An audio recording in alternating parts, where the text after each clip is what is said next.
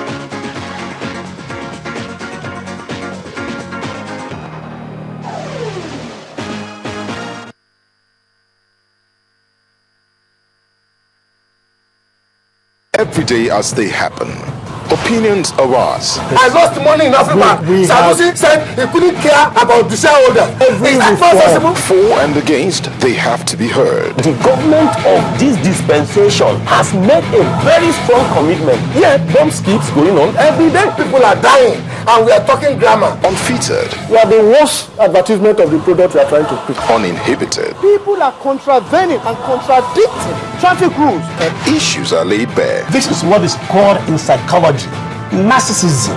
Is worse than megalomania. And the weight decided by you. Face Off. Wednesdays 8 to 9 p.m. only on Channels Television. A time comes in the life of every race when people are driven by echoes of the past to chart a course for an exalted future. Africa is at this threshold as major actors in the Africa arena plots a renaissance towards common destiny. Let's pedal across the streams of yesterday, from the backstreets of Africa to the defining roles of policymakers, the political realities of the African nation, balance of power, and the strive to sustain national interest and identity. Join us on Network Africa on Channels Television. Network Africa, the rallying point for the emergence of a new Africa.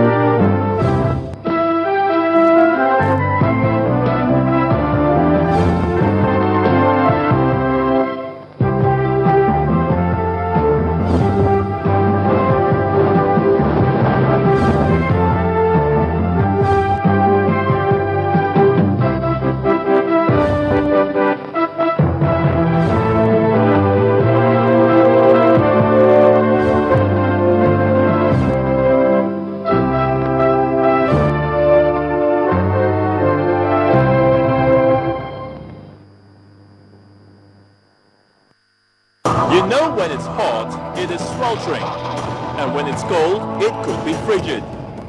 Water levels are rising, flood is rampant, diseases are on the increase. Green monster flourishes on our waterways. Scientists say it is climate change. Politicians negotiate it, and world leaders debate it. But what do you make of it? Understand your climate. Make sense of the world on Earth File.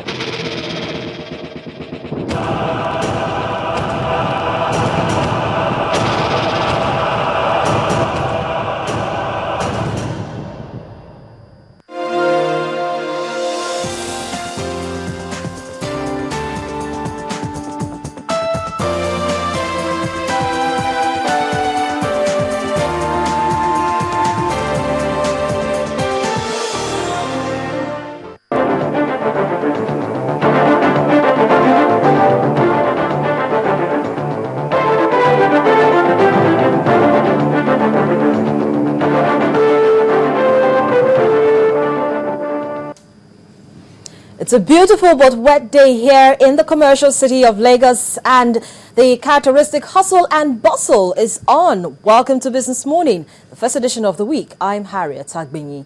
Well, for the next 2 days, that is today and tomorrow, the Monetary Policy Committee will meet in Abuja. Now, the committee will be faced with a serious challenge to maintain a balance between financial system and exchange rate stability. And like most analysts say, and no, it's not an easy task. They are, however, of the opinion that owing to the effect of the increase on the cash reserve requirement for public sector deposits, which also affected the system, the drying up of liquidity at the money market, there may be an easing in that policy which should restore confidence in the system.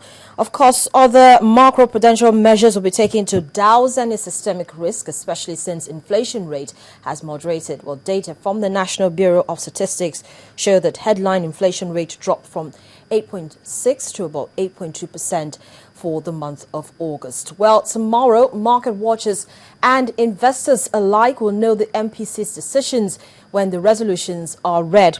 But last week, the Nigerian equities market ended on a positive note as investors eased up on profit taking, and it may not be unconnected to the fact that the U.S. Federal Reserve decided not to taper its bond buying program.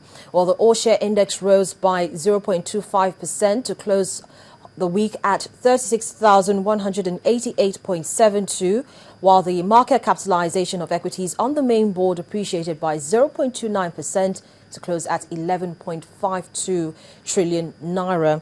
Well, the sectoral indices ended the week mixed. The NSE 30 index and NSE banking index inched up by 0.31 and 0.46% respectively. But the NSE oil and gas index shed the most weight. It dropped by 2.55%.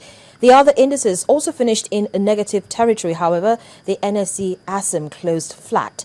Well, for the week on the review, 36 equities appreciated in prices, higher than 33 equities from the preceding week. They were led by Thomas White Nigeria, Unity Bank, Airline Services and Logistics, Transnationwide Express, and International Energy Insurance Company PLC. Well, International Energy Insurance Company PLC reversed previous bearish trends to finish the week at 72 kobo. Well, 36 equities are on the laggards list for the week, depreciated, and that's for the week that just ended now. And Vono Products with a 30 kobo loss topped the list with IHS, Costain West Africa, Just International Breweries, and WAPIC Insurance PLC.